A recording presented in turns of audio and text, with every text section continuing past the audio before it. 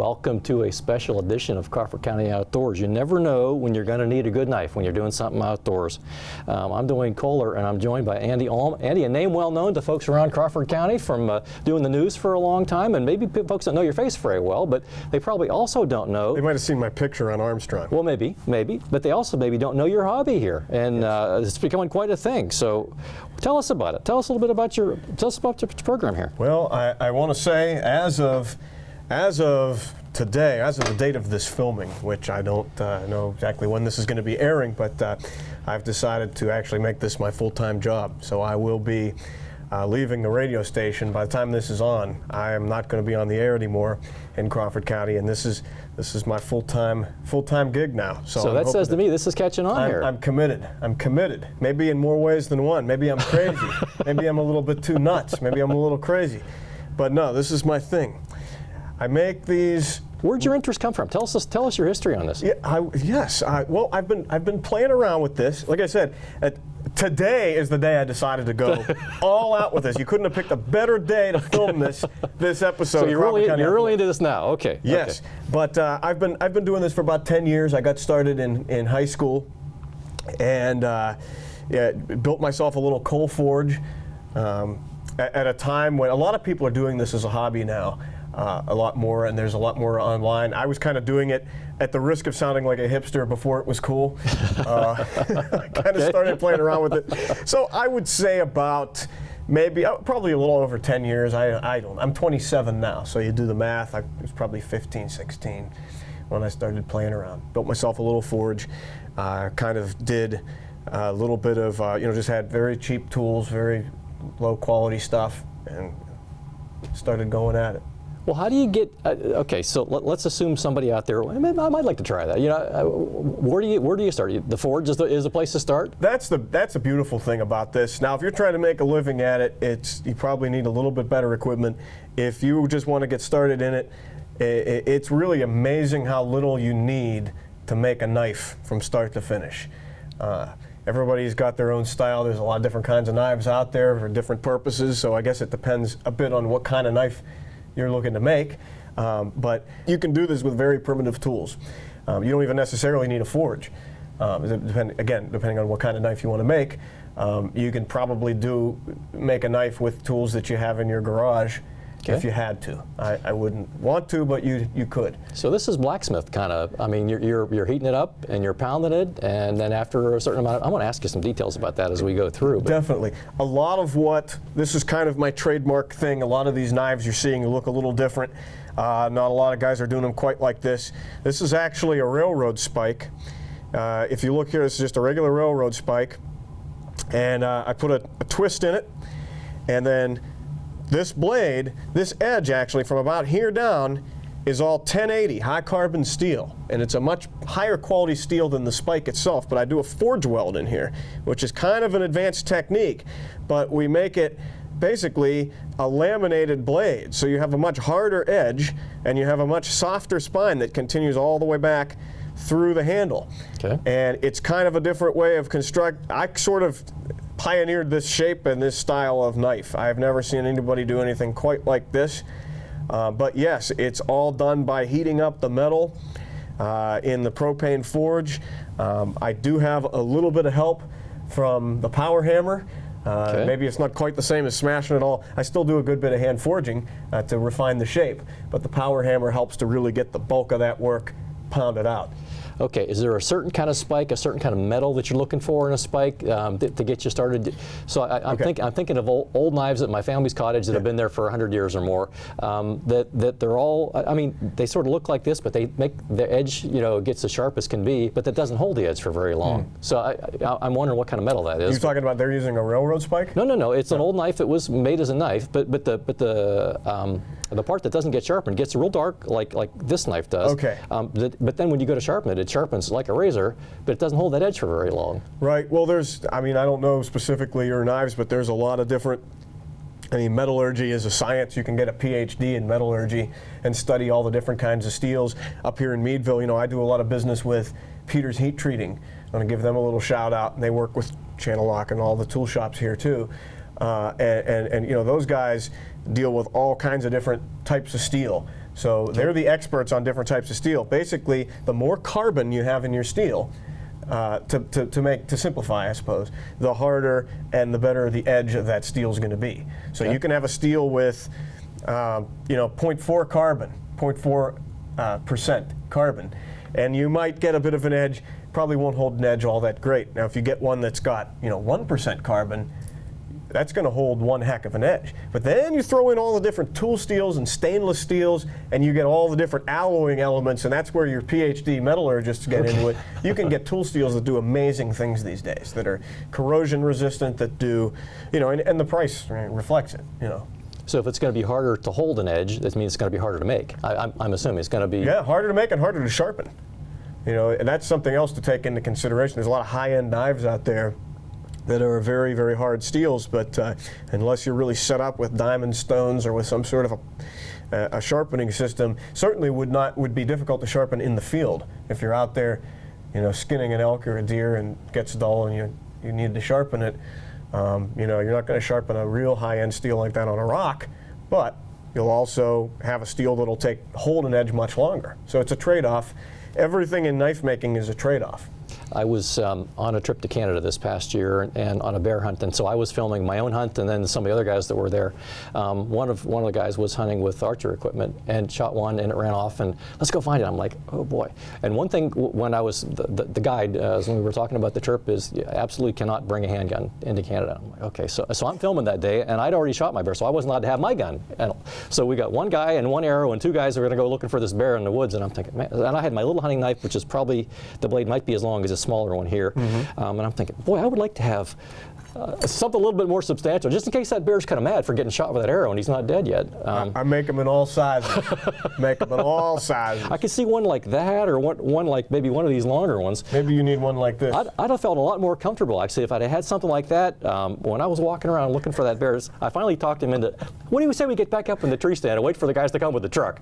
Okay, let's do that. Yeah, so we got the bear the next day, thankfully. It ran around a little ways and we did find it. And I got to say, Duane, I've had your bear sausage, and it is phenomenal. It's amazing. Good. Well, yeah, and I survived. I guess we're talking. I did survive the trip, so the bear did not come back around. That got shot with the arrow. Thankfully for that. But yeah, I was thinking, boy, I sure would like to have. I've got a whole closet full of handguns at my house. I would like to have one or a bunch of them actually when we were sitting there with the one guy with one arrow that already shot the bear once with the arrow. And if that bear wasn't very dead, I was nervous. But yeah, my little hunting knife. I'm not sure that would have been much protection. I saw the trailer for that video with what's his name, DiCaprio, whatever his name is, and he's getting attacked by a bear on some new movie that's out, some Jeremiah Johnson type movie thing, and I'm thinking, that could have been me. So, anyways, cool.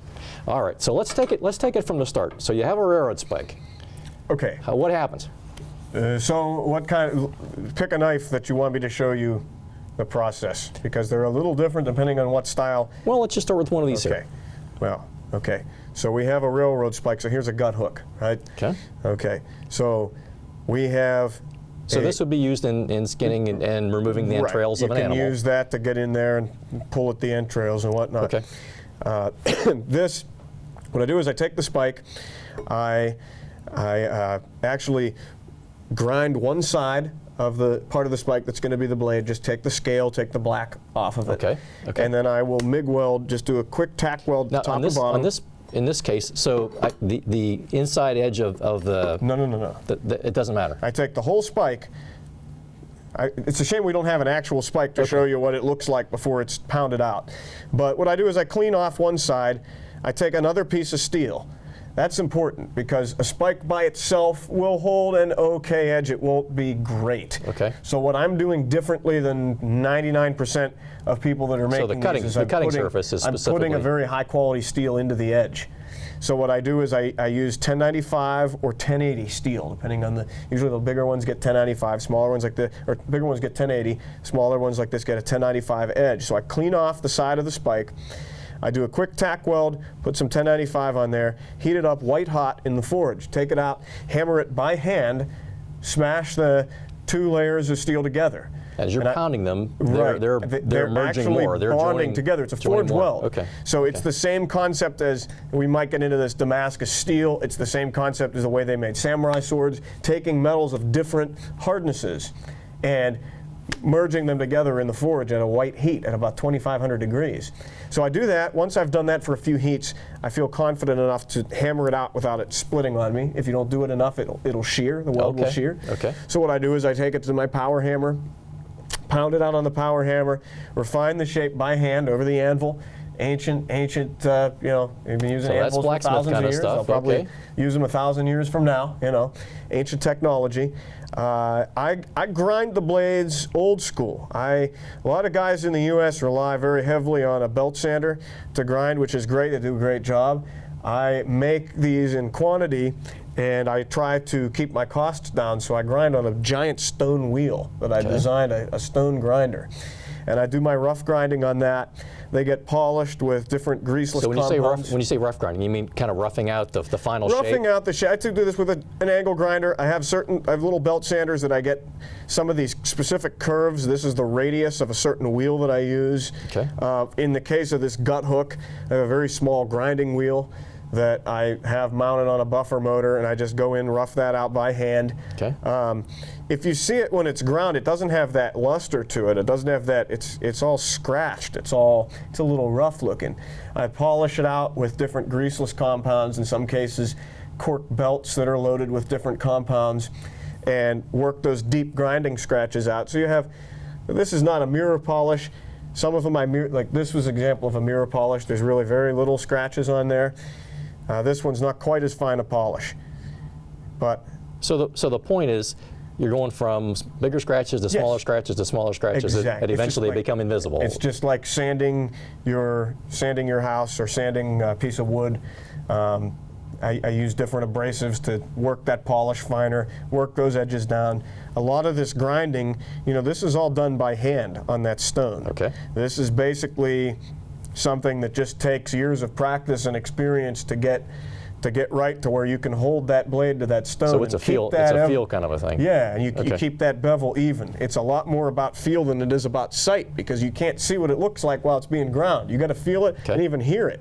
If it starts to sound a little higher pitched, you know, oh, I'm not making full contact. I'm screwing something up, and you got to adjust and compensate. Is there anything about the angle that this gut hook comes off of the blade? Is there a perfect, a perfect one? I just try to do it just to imagine that I'm skinning something, and try to, you know, again, like most of this, it's pretty much by feel. You know, I don't do a lot with measurements. I don't do a lot with jigs or you know, no two are really alike. I kind of do them by feel, and that goes with sharpening that final edge too. You know, if when I first started doing this, I really relied very heavily on, okay, well, I'm going to get an exact 22-degree angle on this. There's nothing wrong with that, but when you can get to a point that I think I've gotten to where I can say, okay, this is about a 22-degree angle, and do it quickly, get it done, and probably do a better job of it than, you know, 4 years ago when I was using a jig and trying to get it perfect. You got to do it quick and get it done. Sparks flying. So exactly. we've got some sparks flying. The bigger the grinding, the more material coming off, the more the sparks are flying. Is that right? Oh, there's sparks flying. There's definitely sparks.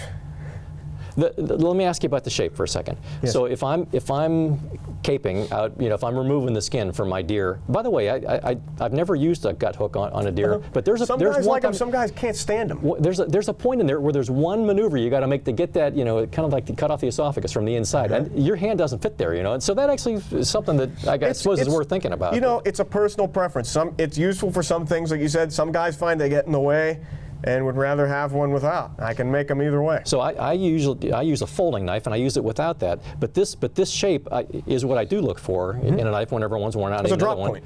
And so the point of that one is I'm not going to stab my knife blade through the deer skin as I'm pulling the deer skin, and you're kind of, you know, breaking it away from the tissue underneath. You need kind of that rounded surface to cut with. So do you have a plan for each of these different kind of points? Yes, all of these are specific patterns that I make that are that are sketched and written down and cut out somewhere. For the most part, you know, like I said, I don't make them all exactly to that pattern, because I don't want to be making the exact same thing every time.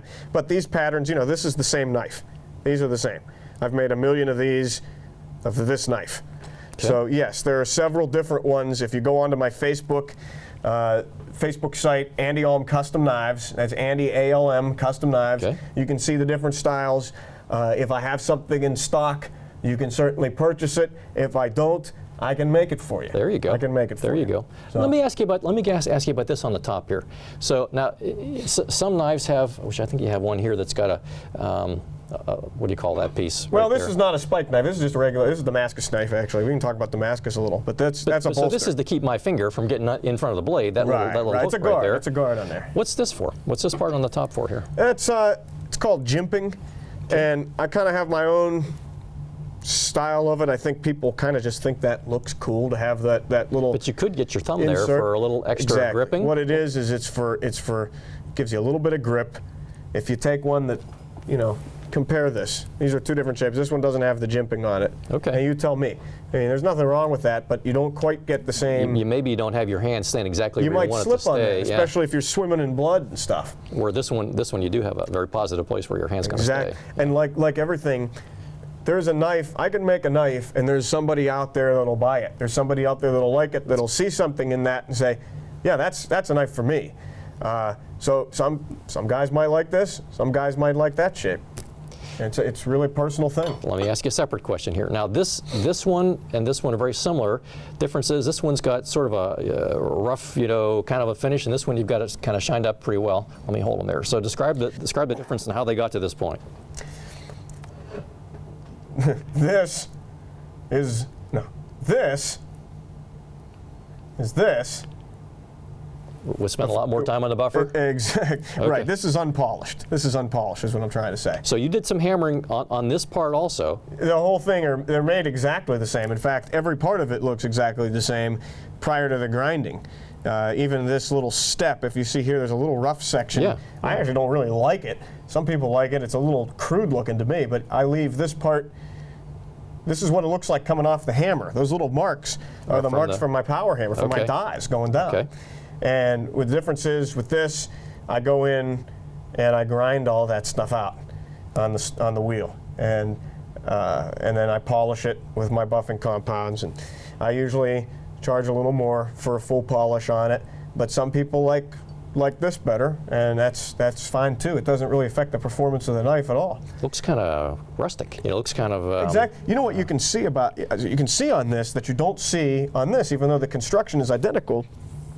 You can see the contrasting steel that I was describing earlier. This very dark, is your railroad spike stretched out along the spine. Okay. Right here, this lighter steel, it gets a lot harder.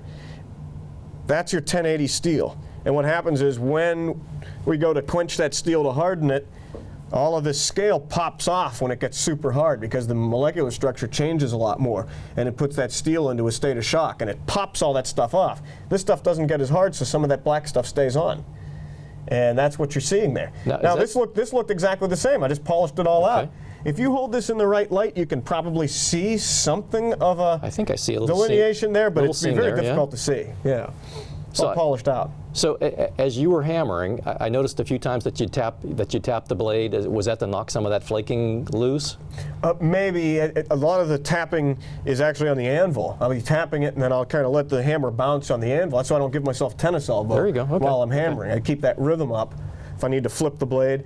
And some of it is probably to straighten the blade, too. Okay. Because what I will do is let's say I'm working that point down over the horn of the anvil, and it'll start to go a little cockeyed. That's all right. I can let it go cockeyed for a little while, but I don't want to get it too out of hand. Before I put it back in the fire, I'll flip it over the other side, bam, bam, bam, straighten it, flatten it out, put it back in. So that way it doesn't get too out of shape to where I can't correct it. So now once they're coming out of the fire, does it need to be tempered in a way? Does it need to be? Yes. Absolutely. How does that work? In fact, the heat treating is the heart and the soul of any knife. Okay. You can have the finest steel in the world, the finest tool steel, stainless tool steel, and if it's not hardened, it's a butter knife. It's just not going to take that kind of edge. So what we do with these knives, I actually harden these myself, do them the old-fashioned way in the forge. We heat them up to about 1,500 degrees, which is a dull cherry red. So you can tell by the color of how hot it is. I can tell by I actually have a digital pyrometer, which I use to measure the temperature. But at this point, I can get it within about 20 degrees or so. pretty accurately. I heat it up. Now this is after all the pounding. This is after the pounding and after the rough grinding. The rough grinding, okay. And even okay. some of the polishing. I get them very, very close before I harden them. Okay. To where after I've hardened them, all I really need to do is go at it with some emery compound on a wheel and polish all that stuff out and, okay. and sharpen it. So it's at a relatively semi-finished stage. Heat it up 3 times. 3 times to relax the metal. All that pounding and all that grinding, what it's doing is it's inducing stresses into the steel that are going to make it prone to warping. If I were to just take it out of the fire and quench it, it might warp, it might even crack. So what I do is I heat it up about 1500 degrees. I do that 3 times and let it cool in the air.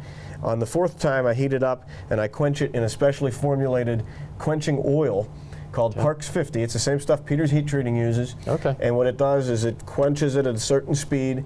It doesn't like to warp the steel. It keeps it straight. Okay. It gets it very hard. At that point, it's hard enough that if I were to check it with a file, I'd actually dull my file. It's about as hard, if not a little harder than the file itself. Okay. So what I do then is I pop it in a regular old toaster oven, and I heat it up to 420 degrees, roughly. A little bit hotter for longer blades, a little bit cooler for shorter blades. You want a little bit more flexibility when you have a longer blade. But what that does is draw the temper out. And I do that process 3 times. What you get is a purple, yellow to purple color across the blade, an oxide. When you see that on there, you know you're at the right temper. Then you polish it out. You got a blade that will take a very keen edge, but at the same time will not be glass brittle, will not be, and will not be impossible to sharpen. You'll be able to sharpen it on a stone if you have to. Okay. Let me switch gears for a second. Damascus steel. Talk about that for a second. I don't know if we see where the way this reflects off the light, if we can see that, but that's just the coolest thing ever. It looks like camouflage almost, or almost grain of wood or something in there. So this is actually not, in my opinion, my best Damascus. This is a kind of a weird experiment that I tried, and the knife is actually sold. So obviously somebody liked it. It's not my favorite pattern. Typically when I do Damascus, it's a much denser pattern that has a lot more going on than this. Okay. This is what I call a low layer count Damascus. This has only 12 layers. Typically I'm doing Damascus, I have 200, 300 layers. But what this pattern that you're seeing, it's actually easier to demonstrate with fewer layers. You can kind of see what's going on. There are light and dark layers in the steel.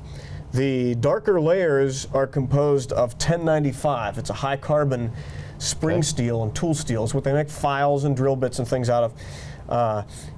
The lighter steel that you see is 15N20, which is a steel that's used for bandsaw blades. It's a little softer, a little more flexible, and it contains nickel. Well, what I do is I take and we don't have any footage here to show you, maybe we can get some, but I take a stack of the contrasting layers, 1095, 15N20, 1095, 15N20, 1095, 15N20. Maybe I start with 10 layers, okay? So they're stacked in alternating layers. I tack weld them, I stick them in the forge, white hot, same process as I told you with this. It's a forge weld. Draw that out. So now I take a bar like this into one piece of metal. So maybe they've started out here and now it's stretched out now here. Now it's like this, cut it in half, fold it over on itself. Okay. Now instead of 10 layers, you got 20 layers. Same process. You got 40, you got 80, you got 160, there you so go. on and so forth. Okay. And it's an exponential process. And when the blade is ground after all of that forging, it's actually, it looks no different than one of these. You cannot tell, you cannot see the layers. What you do then is you dip it in a mild acid. I use ferric chloride, which separates out in water with the ions, forms hydrochloric acid. And what it does is it highlights those layers because the nickel-bearing steel is more resistant to the acid, so it doesn't like to eat it up as much. It gets into that 1095 though, darkens up. You bring all that carbon out, and you can see that carbon in that steel. So like I said, this isn't the greatest example of it. I've done nicer Damascus, but that's Damascus. That's a low layer count Damascus steel. And they call it Damascus because these techniques were, according to legend, according to history, were pioneered in the Middle East and were kind of picked up on by the Europeans during the Crusades when they went to places like Damascus. Interesting. There were bazaars and markets that sold weapons that looked like this. Huh. The result is you get in those days they did it because the quality of the metal was not, you couldn't just go to a store and buy a certain grade of steel. It was very inconsistent. So what they did was they took all their steel and they layered it and folded it to try to get a more homogeneous product. In other words, the side effect of that was you get absolutely astonishing patterns. And there are guys making nicer patterns than that. You can see some really phenomenal work with Damascus. One more question. How does this twisting happen here in the handle? Heat it up, clamp it in a vise, take a good old pair of channel lock pliers made in Meadville, Pennsylvania, and give it one. Made fiercely in Meadville, Pennsylvania. Made fiercely. I saw a sign that said that. Forged, machined, and made fiercely in Meadville, Pennsylvania, and you just take that and just twist it all the way around at a red heat. When it's already hot enough, you can just turn it. You can just using your hands. Like licorice. How about that? Isn't that interesting? Very easy. This shape, what's the? This is a dagger, double-edged dagger. This is used for people. In case that, or bears.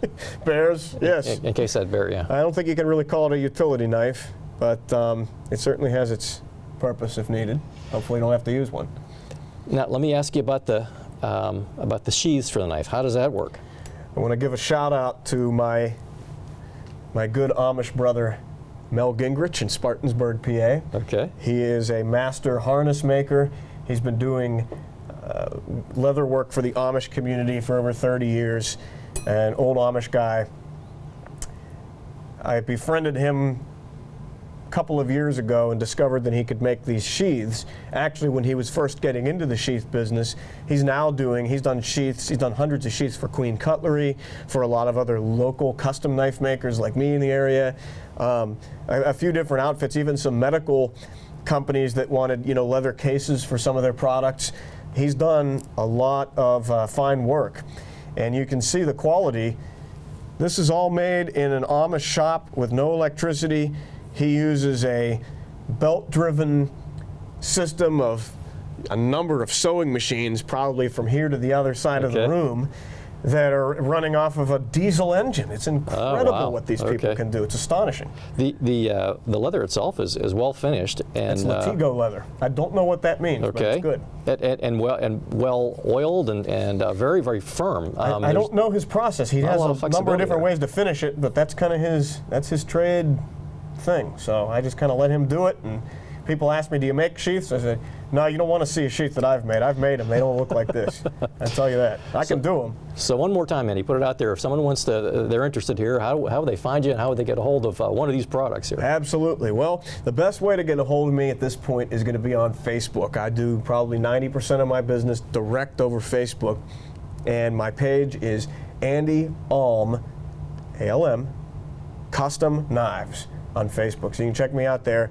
You can also look for me on Instagram. I do have an eBay page. I don't do a whole lot with it, and I have an Etsy that I don't do a whole lot with. The best way is to look me up on Facebook, Andy Alm, Custom Knives, and you can always give me a call on my cell phone if you have an idea. I might be able to work with you. 412-862-9647. Very good. Andy, thanks for sharing. That's awesome. Duane, much appreciated. Chef Lisa's working away now, so we may have a little treat coming here. Very excited. So stay tuned. Chef Lisa's coming up next.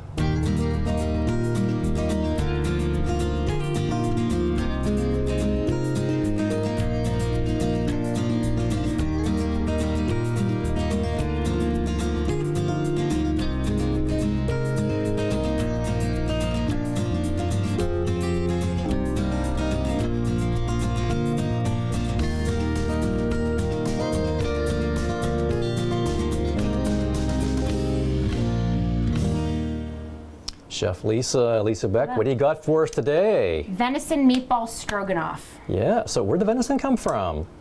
My son. Ah, well Yes. that comes around a lot at your house. That's right, that's Okay. right. And so I had made the meatballs ahead. You can use any kind of meatballs. You can use turkey meatballs, beef meatballs. These are venison, and whatever you traditionally do to your meatballs. I mean, I did the breadcrumbs. I put a little Parmesan cheese in mine, Italian seasoning, garlic, and egg, milk, you know, and then I bake them a little bit. You could have them frozen, take them out, stick them in your frying pan, get them started, and that's really what we're going to do. They're already pretty much cooked. We're going to get them started, and then we're going to add the other ingredients. Very good. Okay, so we've had this turned on. We've got some, I put about a tablespoon of olive oil in there, so we've got the pan heated, and we're going to put the meatballs in. I'm probably not going to use every single one of them. Like that sizzle. Okay. They're talking back. They're talking back. And we're just going to get those warmed up and get them going. And then we'll add everything else. It's all the way on high, so we're all set there. Just looking, oh, there's my pepper. I want to make sure that we have all our spices ready to go.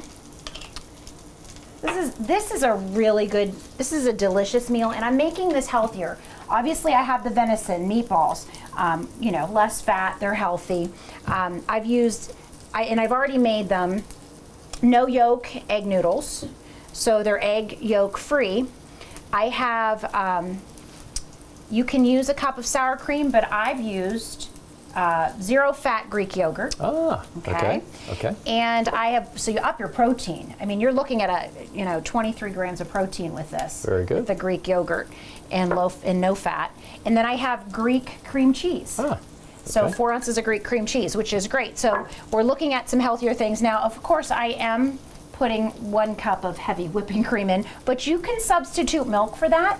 Okay. And you add a little bit of thickener. Probably doesn't cook the same, so you need. You want to thicken it up, and before you put it into Can the I poke pan, these around? Sure. Before you put it into the pan, you want to add a little bit of either flour. You know, before you put it into the hot pan in the cold, you want to put a little flour or even a little cornstarch. But we're going to use a little cornstarch today too, just to thicken it up. But you don't need as much when you're using the heavy whipping cream. Now, I see these meatballs are starting to brown a little bit on some of the sides. So you're just going to keep rolling them around a little bit? Keep rolling around. What we're going to do in a second here is we're going to add almost 2 cups of beef broth. Okay. Okay. I'm going to save just a little bit because I will add a little bit of cornstarch to the leftover liquid if we need to thicken it up. Okay. Okay. And you don't have to add the whole 2 cups. It calls for 2 cups. We're gonna add almost that, and hopefully we'll get it. It's gonna be hot enough, and we'll get a little steam going, and it'll deglaze the pan, and that's usually what you want. I know we've talked about this before, but your venison doesn't have sort of any, almost no fat at all, so you need that little bit of olive oil to get it. You do, and that's why going, we use it, because it's so lean, and you're not going to be draining anything off the pan. So I think we're good probably to add this in there, and hopefully we get some there. That's what I want. A little bit of sizzle there, and that should come up to temperature. I'm going to save a little bit of this, set it aside. We'll let that heat up, and then we'll start adding some of our other things. Okay. Now stroganoff, it's kind of a creamy, and I see you've got some noodles there, so it's something that goes along with. It could be rice. You could do it. You could cook it over rice. You could cook noodles. When I made this for the first time, we used the noodles. This is one of those recipes that, you know, I come home, I happen to have some deer meatballs in the refrigerator. I know I have all the ingredients. I throw it together, and we can't eat it fast enough. It's one of those recipes. It becomes a favorite, and it sort of looks like some of the boxed, you know, recipes that you make, but this is homemade. You know exactly what's going in it, and I always like to manipulate the ingredients because I want, you know, healthier ingredients. I want to know what's going in it. So this is all. You're making me hungry, Lisa. Oh, you're going to like this one, Duane. Trust me. Okay. Okay, so as it's cooking, and we're going to let it get a little warmer, I'm going to add some of my spices. And what I have is a tablespoon each of parsley, of oregano, and basil. So we'll get that in there. Okay. And get that going. You can see that green from the parsley. Yes, you can. Really bright. And you can mix that in there. Okay. I'm going to add a little bit of pepper, about 1/4 of a teaspoon of pepper. So you want your flavors to go. And we're going to do a little bit of salt, about 1/2 teaspoon of salt. I want to do heavy on the salt, but you know, I used the natural beef broth, no fat, no MSG, but this wasn't low sodium. Okay. Okay. So I'm always careful of that. Going easy on the salt then. Yep. Okay. Yep.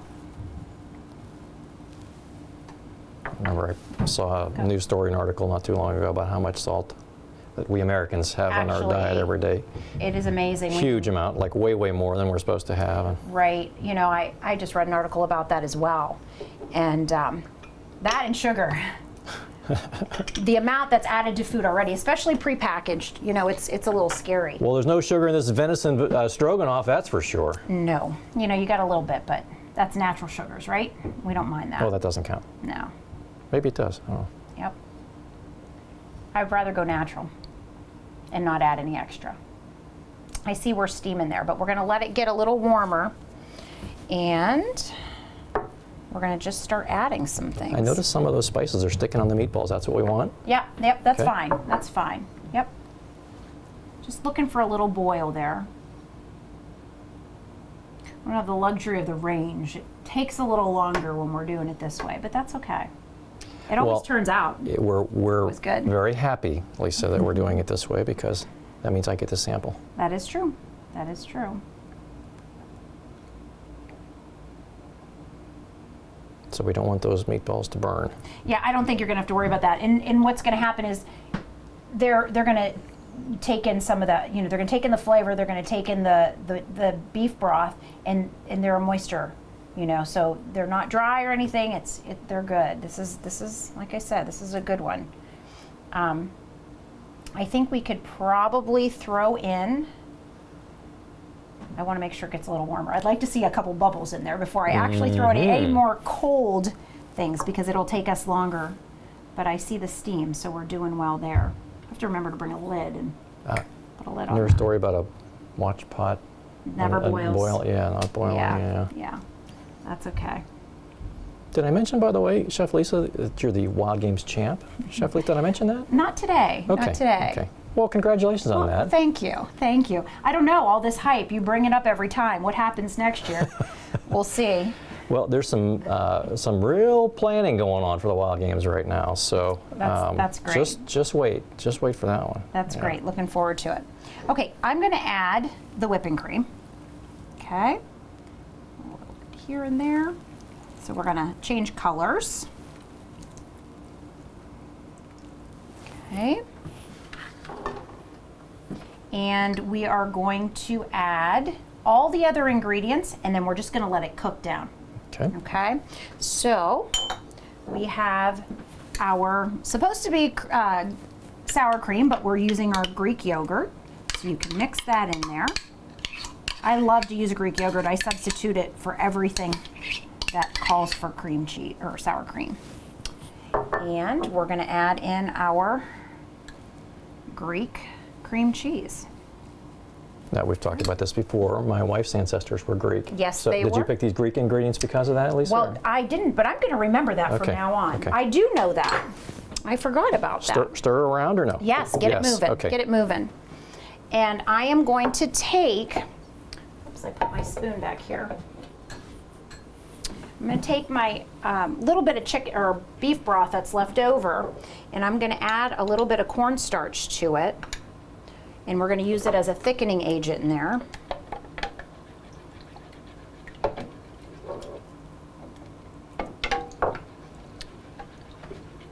And as that cooks down, it will thicken up, but I just like to add a little bit more. There you go. And Always then, whenever we're having like Thanksgiving or one of those holidays that involves gravy at my house, I'm the one that makes the gravy. Do you? So this is like right up my alley here. yep. And then we're going to add some noodles into that. Then we're going to let it cook down. It's going to thicken up, and it will be our favorite time, as always, to taste. So carefully, I'm going to put some of these noodles that we did cook. Whoa! I guess maybe I should do it this way, Duane. I'll get out of the way. And I'll do it carefully. Like I said, I use the yolk free. You can use whatever kind of noodles that you like. Those look like those wide, They are the wide ones. those wide egg noodles. Is that what they're Yes. called? Okay. Egg or yolk free. And I think we could put a little bit more in there. We'll let that cook down. We'll come back, and we're going to have ourselves a great, Venison Stroganoff Meatball Feast. yes, we will. Don't knock it over, Duane. Nope, there you go.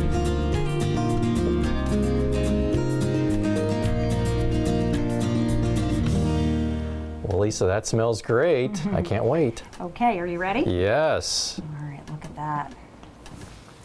Wow. This is a great recipe, Duane.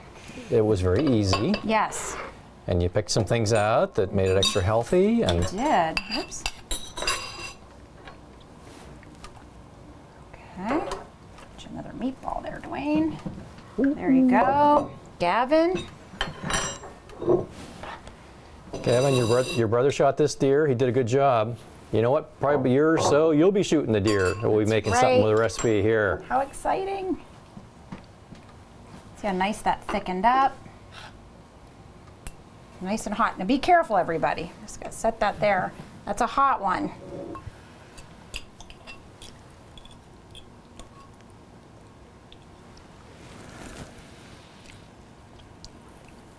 What a great flavor. Mm-hmm. The spices. It's just they're the right spices. Those are good. Like I said, it's one of those ones you want to just keep piling it in. Not hard to do. Really good. Healthy, very healthy. We put some heavy whipping cream in there, but you could modify that if you wanted. Well, Lisa, well done. Thank you. Thank you very much. You're welcome. Andy had to run, but thank you, Andy Alm, for the really cool knife making episode here today. I get a kick out of things like that. Yeah, So, that's great. and especially thanks to the folks at home for joining us on Crawford County Outdoors. We'll talk to you next time.